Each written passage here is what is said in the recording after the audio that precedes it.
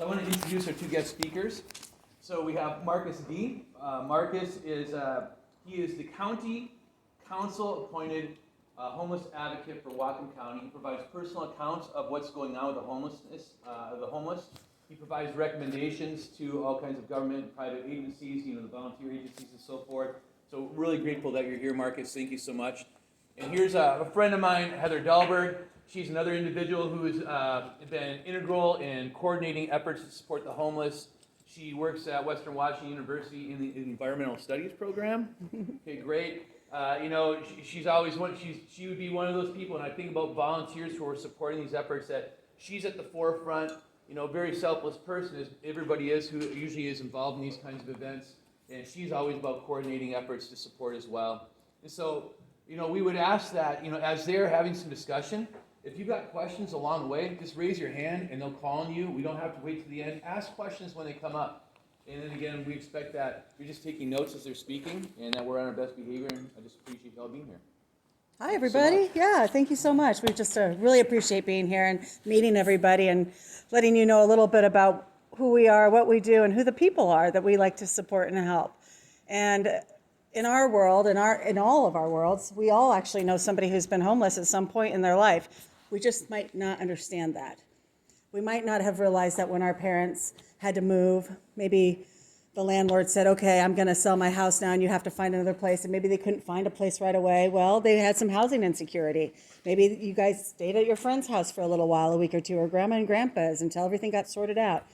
And transitional housing happens to a lot of people, and sometimes it's really, really devastating, and it can actually be really tough to get yourself back on your feet and into a home and have everything run smoothly again. So I actually empathize with it because I've seen things happen in my own life where we had a house fire and we weren't expecting it. We had to move right away. There was no water, and we also were working. We had our own business, and this person told me, well, I have a check for you, and he owed us a lot of money, and had the check come, I could have easily just moved into another place to live. The check never came, and I had to go out and find another job and work really hard, and we had to figure out, and we had to tell everybody what was going on, and we had to stay at friends' homes, and one friend would put us up during the week, another friend would put us up on the weekends, and we weren't allowed to be with our kids because I'm a bonus mom, and the real mom said, you're homeless, I don't know who you're staying with, so you can't be with the kids. So it really hurt our family, and it really was shocking. Now, thankfully, I had some really good friends who was able to find me a place to get into right away. So it was only 3 weeks. But can you imagine if I didn't have that friend, or didn't get that job, or didn't make enough money? It could have gone on and gotten worse and worse. So I was really lucky, and now I have a lot of empathy for people when they run into situations and they just might need some help. And Markis and I met, and I'll let Markis take over. I'm going to go ahead and take off my mask now. I do believe in masks because the exposure that I've had in the last year, 2 years, has been over the top. Masks work. But so I'm glad we're almost over, hopefully, on the end of that. But I just want to say that it's been really hard. The pandemic has been very hard on our homeless population. The challenges that they've had coming up till now, we've had an epidemic in homelessness. In Bellingham, the city of Bellingham proclaimed an emergency on homelessness in 2017. That emergency has never been lifted. And then, of course, we saw the emergency with the coronavirus as it came along, and that emergency still hasn't been lifted, although we've lifted mask mandates. We've had outbreaks within the community, within the congregate shelters. It's been a real problem. I'm Markis Dee. Why am I here? How did I get here? What are my qualifications? What are her qualifications? Somebody who cares enough to engage it and try to fix it. It's kind of like somebody left the key in a hot rod out in front of City Hall, and I hopped in it and took only left turns. And for real, I'm not qualified any more than I have an understanding of it because of my own life experience. Like Heather, I've experienced some housing insecurity in my life, and I have a somewhat of a unique perspective on that because when I moved out here in the 80s, at the tender age of 14, I was on my own. I had an uncle who was living on Lummi Island. I moved in with him, and after about 6 months, he wanted to move on, and I said, I found my space. How did I find my space at 14? A community allowed me to. And I became a fisherman, a reef netter off Lummi Island. I became good at it. I became a member of community. And I did all of this while I was living in a shack. Where did I get this shack? It was actually a tiny home village. Tiny home villages is what built America. Tiny home villages or company towns or other shanty towns that we've seen have built the West, built America. That's when you have workers that you want trained to be here next spring to do your work. You need to have trained people here. So you want to provide them some housing, subsidized housing. They don't have to pay very much. Just make sure you're here for me to bring in the harvest next year or whatever that is. So around here we had timber housing, agricultural housing, cannery housing, fishermen's housing. I was living in a fisherman's village. It was a shack. There was too much garbage around often. There was people kind of coming and going, living in different shacks. It was community. It never dawned on me that I was housing insecure because I always had my shack. I paid $20 a month rent. I had my light bulb was, there it is. I had a microwave oven, I had a toaster, I had a little TV. I hauled my own water, or I used an outhouse. All that's gone in Whatcom County. People can't live like that anymore. But the students lived like that, often in many of the different, there were lots of these little villages that were all over our county. They've been torn down. And so, and we don't have that housing. This is the missing housing in Whatcom County. When people talk about missing housing, they think that's somewhere around $350,000 or something. No, I'm telling you, these people can't afford that. The people who dig the ditches, the people who do the labor, the people who are going to school, they can never afford that. And this is why people end up homeless a lot. There's lots of other reasons other than just not being able to afford it. You have an accident with your car, you can't walk anymore, and there was nothing to protect you there. And so all of a sudden you can't walk, you don't really get disability for it. You get some maybe, and then it's never enough. You can't afford rent. If you're a retiree on a fixed income, rent goes up, your wage does not, you can't afford rent, you end up living in your car on the streets. You get your car towed, now you have to go to the base camp mission congregate shelter, where people, I'm not complaining about that shelter. They need to be there to provide a lot. But people get hurt in the shelters. People get their stuff stolen in the shelters. People get victimized in the shelters. There's drugs there. There's prostitution there. It's all there. So we need to soften the blow between losing your house, your car, and then hitting the gutter. There's a bad narrative around that says that people are on the street by choice. They could easily pull themselves up and get out of that, but they're deciding to deny services and do drugs and party. That's just a big lie. We should not be perpetuating that, okay? There's even government officials that talk like that. But you need to understand that falling into homelessness creates drug addiction like that, creates alcoholism like that, creates trauma, deep mental trauma, overnight. Now all of a sudden you've got a lifetime of trauma to process, you and your family. So it's very difficult, and it's very convoluted. There's a lot of reasons why you could be homeless. You're a veteran, you just got out of jail because of too many DUIs, whatever it is. You end up on the street. You learn street stuff. You learn how to, there's always somebody trying to play you, so you're always on defensive. You're always looking out for somebody trying to rip off your stuff. You might even be trying to rip off some stuff. Then the police come and take everything you own. Now you're looking for stuff. Where are you going to get it? Tonight. I need a blanket tonight, right? What are you going to do? So the sweeps create the crime, create the trauma as well. What's broken in our system needs to be fixed, and we're trying to come up with good solutions to do that. Tiny home villages is one of those solutions. We've got a couple of hands up. Sir, you were back here, you were asking, you had your hand up first. We have 3 of them in Bellingham right now. Unity Village down in Fairhaven, down near the sewage treatment facility. Down there's not much of a neighborhood, and so there's almost zero impact there. Swift Haven is over by Civic Field, and both of those are from put on by Homes Now. That's a group that I helped architect, help them get that going. And I'm really proud of Homes Now. That model works great. People transition through these villages. About 25 people per village. You don't want to go over that because it overburdens the resources and becomes too hard in common areas.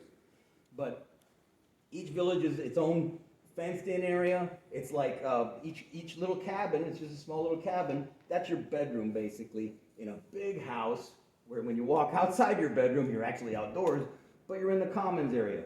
It's fenced in, so everybody in here, you're kind of in their living room. You go into the kitchen, you're in everybody's kitchen. So it's like a big roommate situation. So not everybody fits in these villages like that. You had your hand on that. Yeah.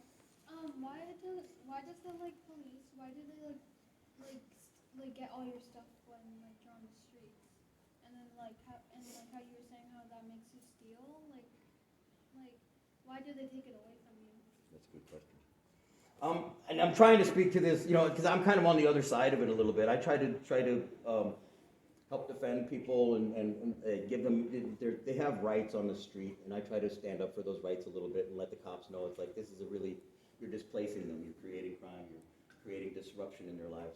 Why do they do it? Well, because in Bellingham, for instance, you get a phone call. Oh, by the way, I also want to bounce back. The other village is Garden View, and that's put on by a group called Lehigh and Road to Home together in partnership. So there's 3 villages in Whatcom County right now. So, and again, your question was? Why do they steal? Yeah, why do they steal? The police, why do the police steal their stuff? In Bellingham, you would call them, if you see an encampment across the street from you or whatever, and you don't want to see it, you're afraid that they're going to do something in your property, they're afraid they're going to steal stuff out of your garage, and they might. Because again, people are desperate out there, they don't have resources. So it's this cycle of abuse that happens this way.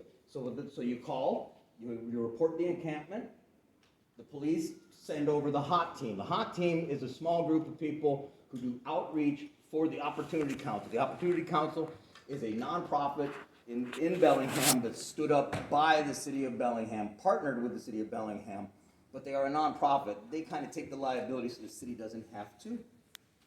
And the HOT team will then go out and contact that person and say, there's some resources for you. You can go to base camp, you can go, but you have to leave here. And you're going to be contacted by an officer soon. So then the officer does come, and they say, tag. They give them a tag on their tent, and they say, you've got X amount of time. Usually it's about a week. Sometimes it takes weeks and weeks before they get back to them. So every week that goes by, these people are like waiting. It's like, are the cops coming? Are the cops coming? They didn't come. They relax a little bit. They go out to go get some food, get some resources or whatever, look for a job, whatever it is. They come back and everything's gone. Because the cops have been here and they took everything. And that's how that happens. It's best intended to keep our citizens, homeowners, business owners safe from crime, from people sitting in their doorways, from pooping in their backyard, all that stuff. But what we're not addressing, of course, is that if you're going to poop in somebody's backyard, that means you needed a place to poop. If there's garbage everywhere, then you need a place to put your garbage. And when we don't provide that, then all we're doing is chasing them around the city and their garbage and their poop and into your backyard again, or now your backyard, or wherever that is. And you're going to pick up the phone and you're going to call, and that cycle happens over and over and over again. They have an actual hotline just for if you see somebody. Go right ahead. So it's kind of basically they're kind of tricking them into relaxing and thinking that oh, the cops aren't coming, kind of, and I don't want to say it that way, but in essence, that's how it happens. For whatever reasons, they may not go down to do the sweep. Sometimes they sense that there's political reasons why we need to take a break right now. Sometimes they've assessed that if there's not enough room at the congregate shelter in town, base camp right now is that one. If they're plugged, if they're full, then they will stop sweeps because legally there has to be some place for this person to go. But in fact, sometimes it's been often. There'll be 10 beds available in all of Bellingham, and they'll go sweep 30 people.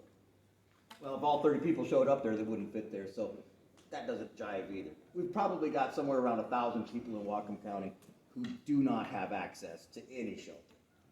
And when you walk around to the stores and you go places, if you really keep your eyes open, you'll start to realize that that person's not actually just part of the daily cycle. They're actually homeless.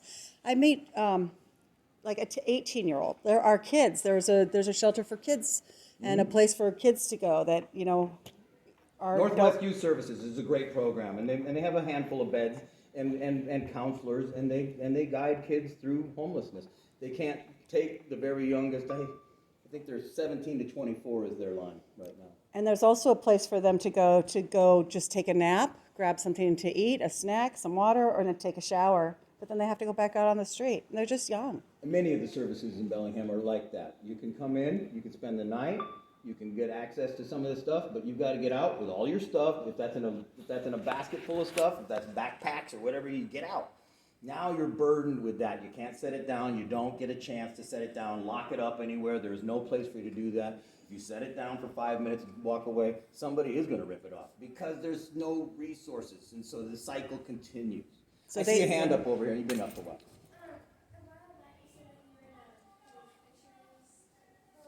There's somebody yelling back here a little bit. So you said that you're in like a fisher's shelter? I was in a fisherman's tiny home village. It was just, again, it was the business owner, the guy who owned a few, like 5 different reef net licenses, right? He needed trained personnel to be there next spring. And so in the fall, he wanted to make sure that we stayed there and were there for him next spring. So it behooved him. It benefited him to provide really cheap rent and a place for us to stay so they'd have trained individuals the next spring. Is there more questions to that? Okay. Yeah, that's what company towns built America. That's how that kind of works. All the different housing.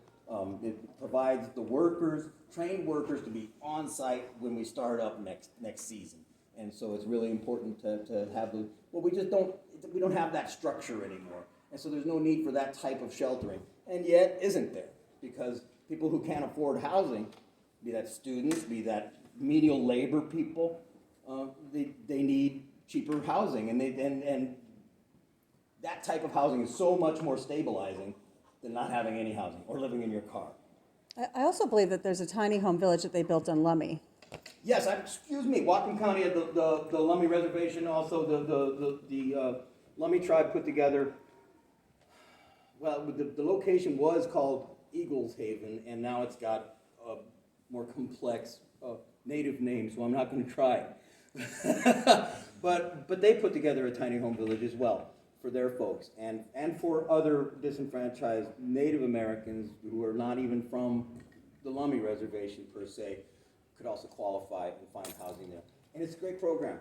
These programs get people stabilized, give them a place to lock their stuff up so they can go get a job, go make appointments with doctors, get their lives, go to the dentist, do all that stuff, because they won't do that if they're living in a tent and they're afraid to leave their stuff. So they just stay with their stuff. And as the weather drops in temperature, they risk their lives guarding their stuff. Yes? What do the police do with like their stuff? Like, do they just like go and throw it to the dump or something? Officially, they say that they save it. They hold it aside if it's worth anything, and they hold it for up to 60 days. I've witnessed a lot different than that. I've seen brand new stuff. Go to the dumpster.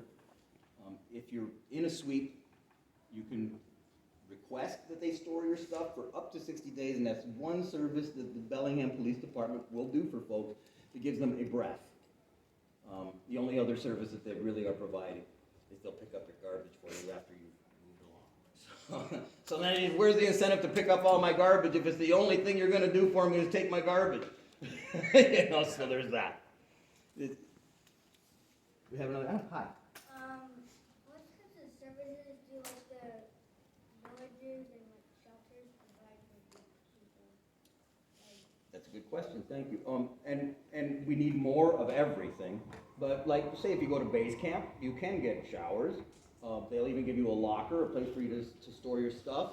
But if you didn't stay with us last night, that means they need to make room for in that bed for somebody else tonight. And so if you don't come in and check in tonight with us, they might just pull all your stuff out of your locker and guess what? Go get your own stuff again. And that's just, we just don't have strong enough services. These are services that we do provide, but it's just not enough. So showers, storage, a place to sleep, some rehabilitative services, some job, we'll help you. Somebody might come and help you write resumes and stuff. These are services that that are good, but again, people often find themselves pushed out. You spent the night with us last night, thank you, now get out and come back tonight, but you're on the street with all your stuff on your back or in a basket, and the cycle kind of continues. If you're trying to kick drugs or alcohol or something, you did great last night.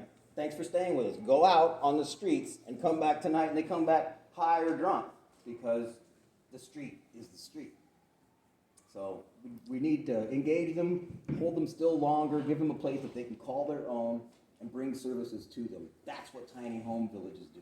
Now, and I don't get paid for this, but if I see a need, I'll go down to like Unity Village and I'll do a class on how to fix your credit, or how I help people do their taxes, or I help them like clean up their driving record Good so that they point. can they can drive again, and I help them buy a car for cheap and get insurance. So I've done things like that, but that's something that other people should actually be doing that I just do because I know how to do it.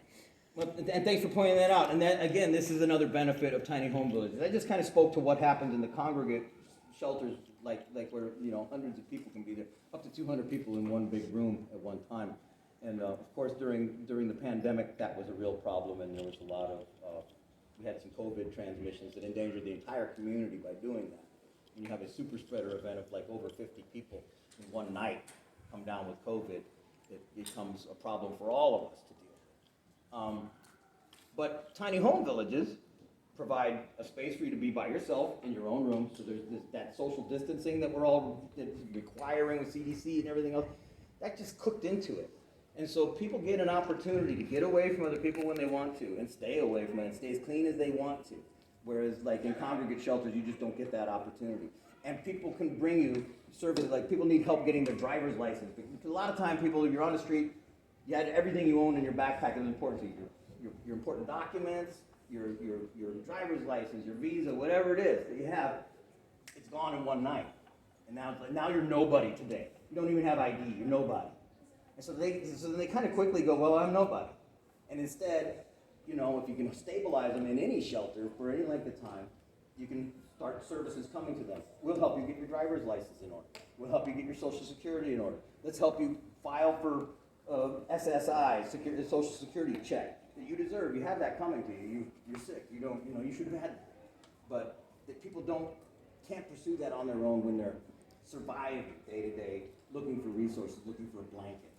Yeah, and sometimes people just don't know how to do certain things. It's just not in their, you know, everybody has different skills of what they can do, and some people don't have those same skills, and you have to help walk them through it. Yeah, go ahead. I know this is true for like some homeless people, but I feel like a lot of people like homeless people and think like, oh, they're all about drugs and alcohol and stuff.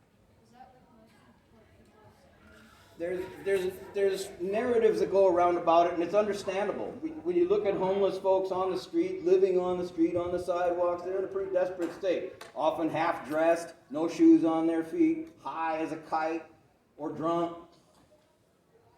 It's awful. All I can say is that there's a narrative that goes around that says the people who are homeless won't pick themselves up, aren't seeking services, don't want help. They just want to party and use their drugs and their alcohol and tell everybody else to leave them alone. And that's not true. Yeah. There's a handful of people that are kind of like that, and half of those would take services if they were really available, but they haven't seen it. So they just want to be left. Don't come over here and tell me I have to go to base camp because I'm not going. And that's where they're at. And they're the ones you see, right? They're the ones that are more obvious because they're... I call them the visibly homeless, the chronically homeless. But there are so many people. For instance, I was explaining to the last class that there was a mom and the father did not show up in her child's life, and they lived on and off with us for 5 years, and they were homeless. But she was on my couch, and her daughter was sharing a room with our daughter.